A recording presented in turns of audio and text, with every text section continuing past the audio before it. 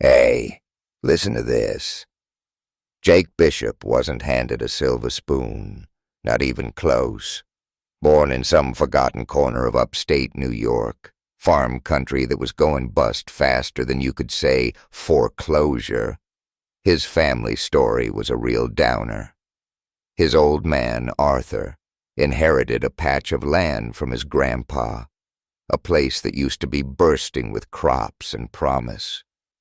Arthur, young and full of it, convinced his wife, Mary, to ditch city life and play farmer. They had this dream, right?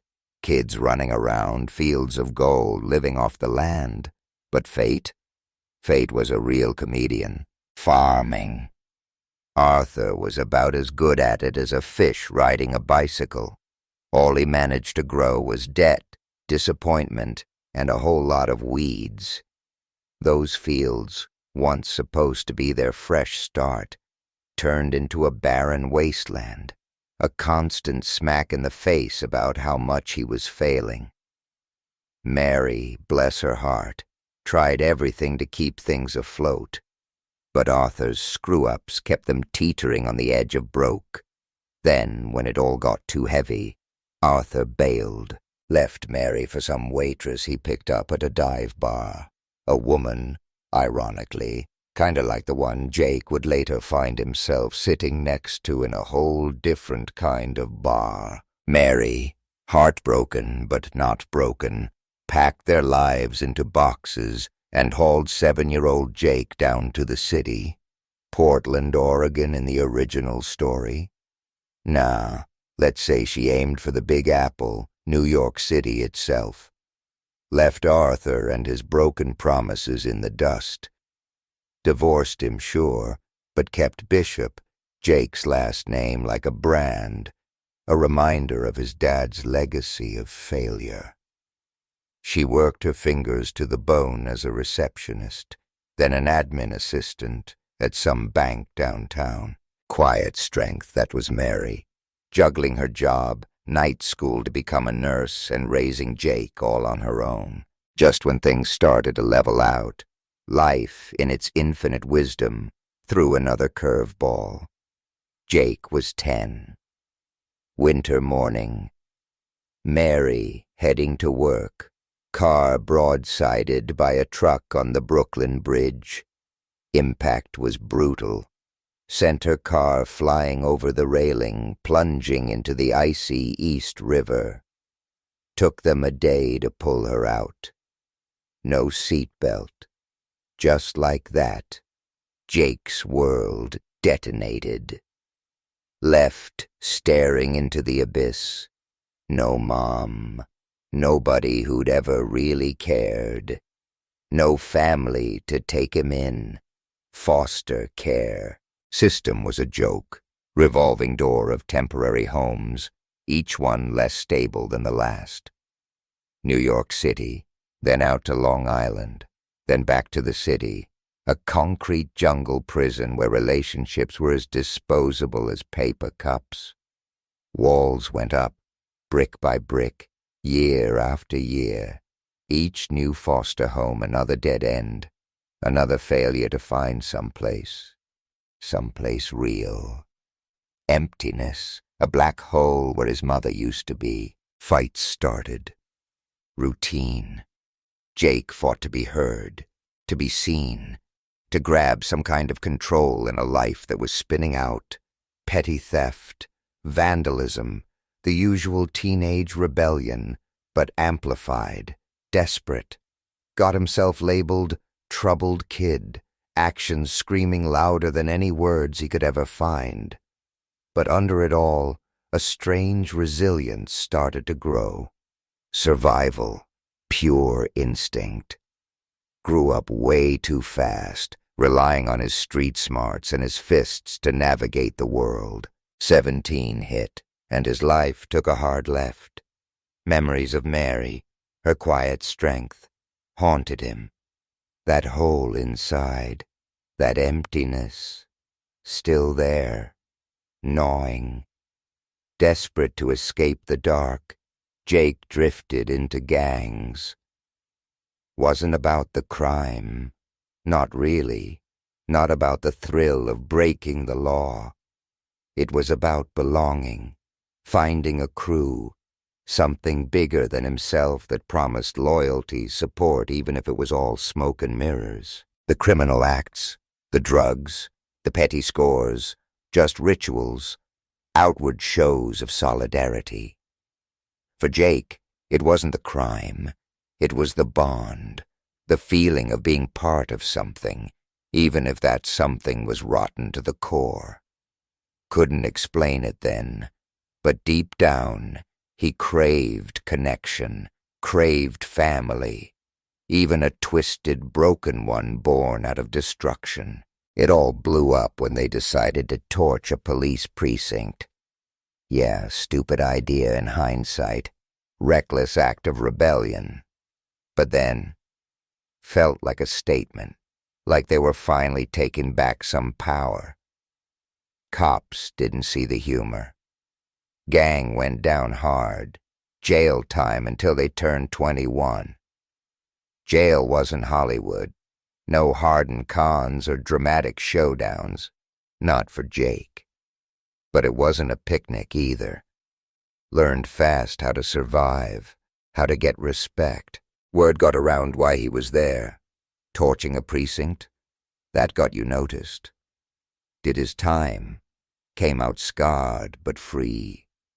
World outside the bars? Just as cold. Next few years, Jake drifted across the Northeast. Odd jobs wherever he could find them. Found a strange peace in hard work. Surprise, surprise, he was good with his hands. Always laughed when he read those articles about how nobody could find work. Work was everywhere, if you were willing to get dirty.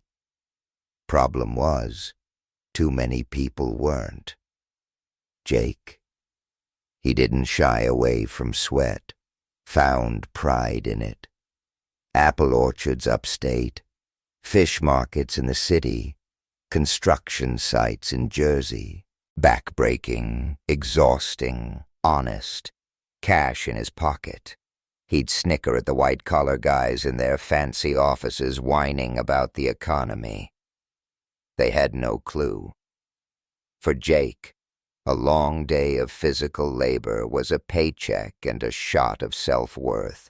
Then, 1995, gods of fortune decided to cut him a break.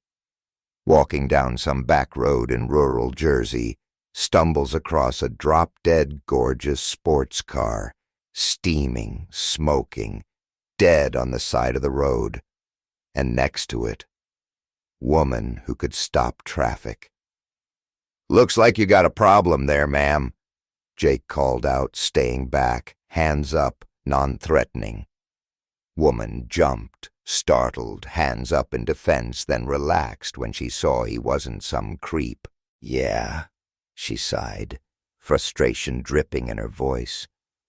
"Something went bang under the hood. Think I'm lost on my way to Watchung." Jake raised an eyebrow, amused. "Lost? Lady, you're heading in the opposite direction." Sheepish smile. "Navigation's not my strong suit." "Need a hand with that?" Jake offered, nodding at the car. She studied him for a beat. "You gonna rob me?" "Not today," Jake grinned, trying for harmless. Big guy, thick beard, hands that looked like they'd wrestled grizzly bears for a living. Maybe not so harmless, but she seemed to buy it. Good enough. He got to work under the hood, fixing some busted hose. Something else inside him started to shift. Years on the road, but Sarah Walker, that was her name. Sarah Parker in the original. Nah, Sarah Walker sounds better for New York. Sarah Walker was about to change his direction for good. Connection. Instant.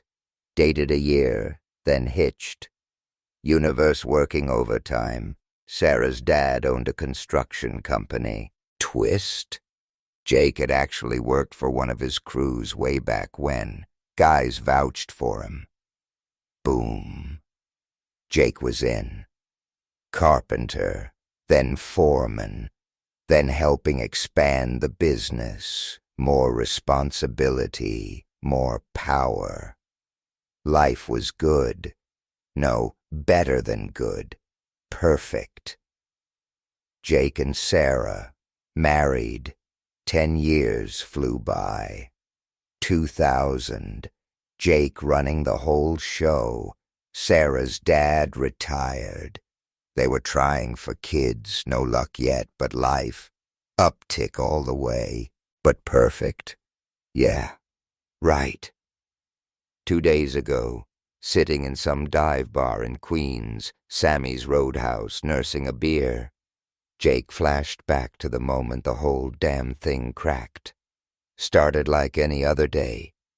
Morning with Sarah, love, shower, coffee, kiss goodbye.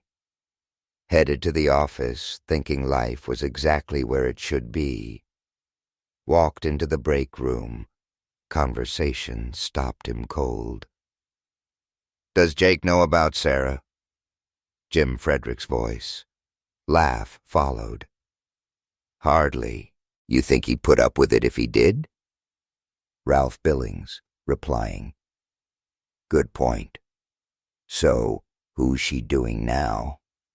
Jim again. "Think she's got Jack Sullivan over tomorrow. Boss is going out of town to Albany," Ralph said. Jake froze. Hand still on the doorframe, heart hammering. World tilted, then crashed. Edward Bishop in the original story was born in a small, humble farming community in eastern Oregon. His father, Alistair, had inherited a modest piece of land from his father. The promise of an idyllic rural life seemed perfect on paper, but it quickly turned into a nightmare. Alistair, young and full of optimism when he started his family, soon found himself overwhelmed by the way of farming and the responsibilities of raising a family. Instead of nurturing the land, he cultivated debts, resentment, and frustration. He became distant, angry, and reckless in his choices. It wasn't long before he left his wife Marlene for a waitress he had met at a local bar. This abandonment shattered Marlene's heart. With no support left in the small town, Marlene took Edward and left. She moved to Portland, where she struggled to make ends meet. She found work as a receptionist in a small clinic while attending night classes in nursing. Despite everything, Marlene never stopped loving her son and worked tirelessly to provide for him. Even as she poured her energy into her studies, she was determined that Edward would have a better life than she had. However, fate wasn't done testing them. When Edward was just 10 years old, Marlene was killed in a car accident on her way home from work. The loss of his mother was devastating. Edward, already struggling with the abandonment of his father, found himself in the cold and indifferent foster care system. He bounced from home to home, none of which ever felt like family. His early years in the system hardened him, and by the time he reached his teenage years, Edward had become a product of his environment, cynical, disillusioned, and alone. At 16, he had grown to distrust authority and society, and he fell into the wrong crowd. Gangs, petty crime, and rebellion became his refuge. In the streets of Portland and Salem, he found a sense of camaraderie, even if it wasn't healthy or positive. Edward didn't care. He just wanted to feel seen and heard. He was angry at the world for abandoning him, angry at the system for never caring, and angry at his father for never looking back. But a pivotal moment came when Edward was 17. He woke up one morning after a night of drinking and fighting, and something inside him shifted. Maybe it was the realization that he had no future in the path he was walking. Or perhaps it was just the exhaustion of constantly running from his pain. Whatever it was, it compelled him to change. Edward left behind the gang life and found a new direction, but it wasn't easy. He spent the next few years taking on odd jobs, working in construction, fishing, and working in small rural towns all over the Pacific Northwest. He was determined to prove to himself that he could create a new life, even if he had to start from scratch. His journey was grueling, but Edward learned the value of hard work, discipline, and perhaps most importantly, resilience. It was during this time in 1995 that Edward's life would take an unexpected turn. He met Laura Parker, a sophisticated, independent woman who was at first everything Edward wasn't. Laura came from a wealthy family with a father who owned a successful construction company. Edward was taken aback by her confidence and beauty, but as their relationship grew, they found themselves building something real and meaningful. Laura saw something in Edward that no one else had. She admired his work ethic, his resilience, and the way he had turned his life around. They began dating, and over the course of a few years, their relationship grew deeper. Edward became more integrated into Laura's world. He worked his way up in her father's business, eventually becoming an important figure in the company. He was no longer the broken young man he had been when they met. He had found purpose, direction, and love. In 2005, after a whirlwind romance, they married. They built a beautiful home together, and for a time it seemed like they had it all. Laura's father even promised to make Edward his business partner, and everything seemed perfect. The couple traveled, enjoyed lavish vacations, and through extravagant parties, the business flourished under Edward's leadership, and life seemed to smile upon them. But even as they built this dream, a darkness lurked just beneath the surface. The cracks in their perfect life were subtle at first, then became harder to ignore. Edward began to notice that Laura was distant at times. Her mood swings were more frequent, and her late-night meetings, once a rare occurrence, became more common. Ed Ward brushed off his concerns, attributing them to the pressures of running a growing business. It wasn't until one day, when Edward overheard two of his colleagues discussing Laura in hushed voices, that the truth began to unravel. The conversation was innocuous at first, just casual chatter, but then one of the men mentioned Laura's name. Edward's heart sank as the other man referred to an affair she had been having for months with Jack Sullivan, a contractor who worked for the business. Edward couldn't believe what he was hearing. His entire world, the life he had built with Laura, was built on a lie. The weight of the revelation was suffocating. Edward was paralyzed with disbelief, hurt, and rage. How could she betray him like this? After everything they had been through, after all the sacrifices he had made? How could she throw it all away for days? Edward couldn't bring himself to confront Laura. He was too consumed by the whirlwind of emotions crashing over him. But eventually, he had to face her. He had to know the truth. When he arrived home early one evening, he found Laura and Jack together. The sight was nothing like what Edward had imagined. It wasn't a dramatic confrontation. It was worse. It was cold, calculated, and devoid of any emotion. Laura and Jack didn't seem sorry at all. They were comfortable in their betrayal. That was when Edward realized the depth of the lies he had been living with for so long. He didn't yell, didn't demand an explanation. Instead, he simply told Laura that he knew the truth. He made it clear that their marriage was over, and so was his trust in her. Edward didn't need to make a scene. He was already living through his own personal hell. Laura tried to explain herself, but Edward remained calm.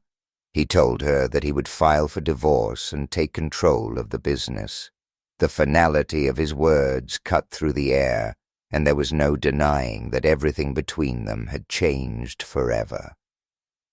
As he walked away from the life they had built, Edward realized that while the pain was still there, the anger had dissipated. He wasn't broken anymore. The trust he had placed in Laura had been shattered, but his self-respect was intact. He had taken control of his fate. In the end, Edward understood that he didn't need to rely on anyone else to validate his worth. The road ahead was uncertain, but for the first time in a long while, he was no longer afraid. He was free, and that was the first step toward reclaiming his future.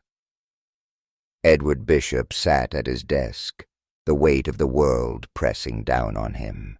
His office was the epitome of success, polished wood, gleaming glass, and shelves filled with books on corporate law and business strategy, but none of that mattered now.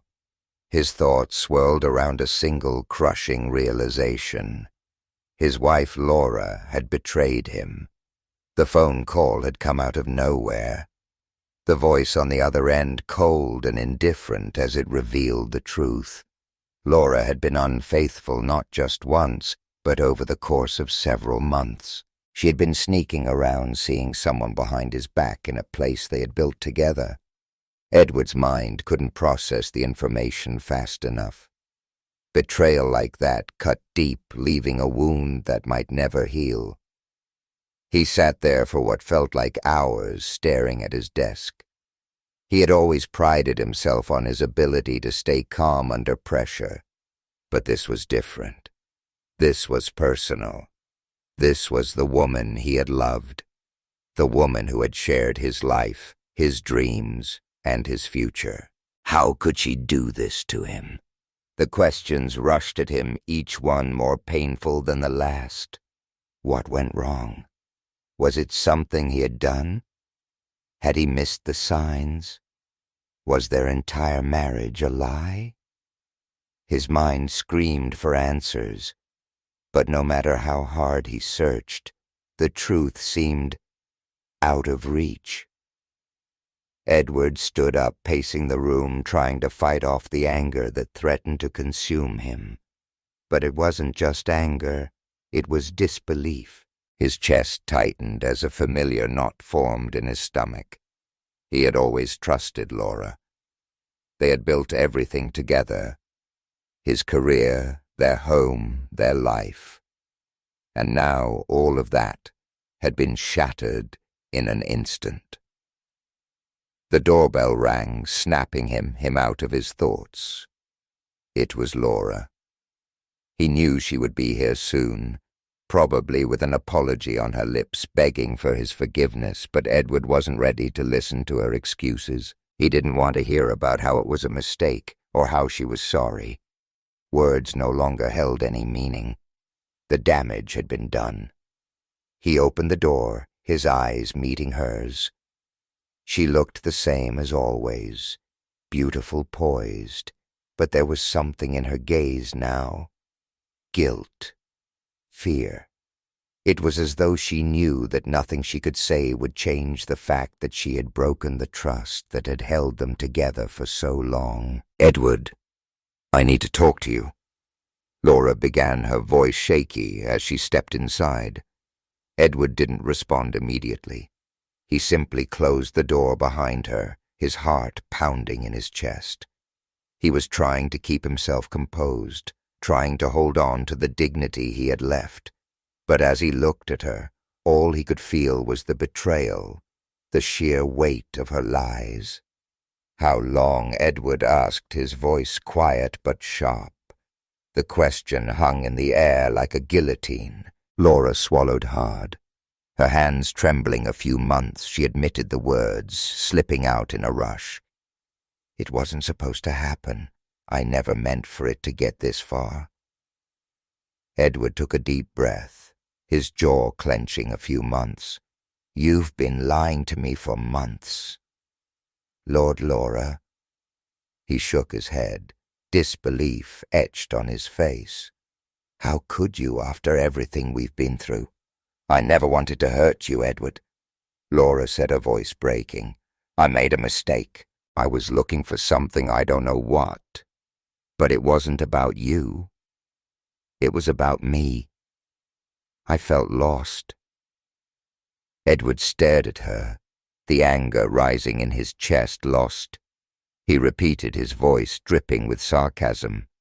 "Is that what you're going to say? You were lost. You decided to find yourself in someone else's arms."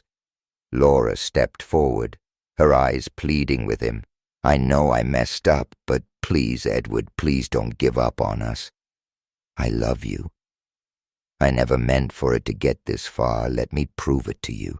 Edward laughed bitterly. "Love me? Do you even know what that word means anymore?" His voice cracked, and for a moment he felt the overwhelming weight of his emotions threatening to break free. "You threw it all away, Laura, for what a fleeting moment of excitement, and now you want me to just forget it like it never happened?" "I never wanted to hurt you," she repeated, her voice desperate. "I swear I made a huge mistake." Edward looked at her, the anger giving way to something darker, disappointment. "You don't get it, do you? You've shattered everything. You've ruined it, and you want me to just move on to forgive you like it was nothing." Laura fell silent, the tears flowing freely now. Edward stood there watching her, his heart aching. He wanted to be angry, but all he felt was a hollow emptiness. How could he trust her again? How could he ever look at her the same way? "I need space," Edward said finally, his voice soft but resolute. "I need time to think. I don't know if I can get past this, and I don't think I want to right now." Laura nodded, her face crumpling as she understood the finality of his words. "Please, Edward.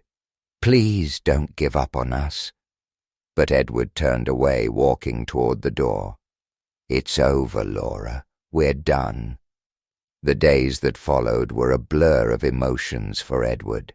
He threw himself into his work, trying to bury his pain in the routine of his business.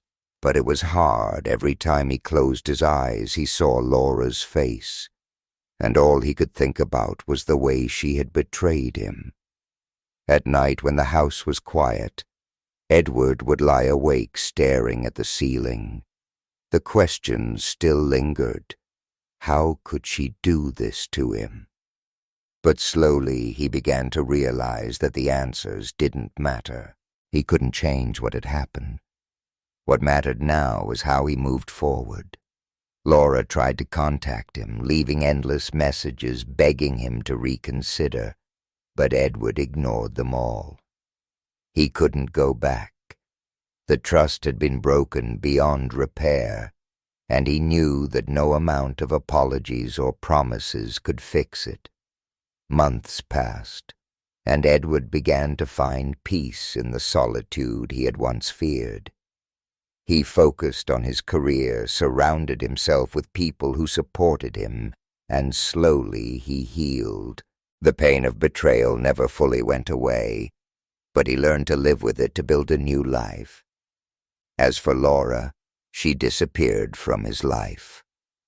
Word reached him that she had moved to California, where she was living a completely different life.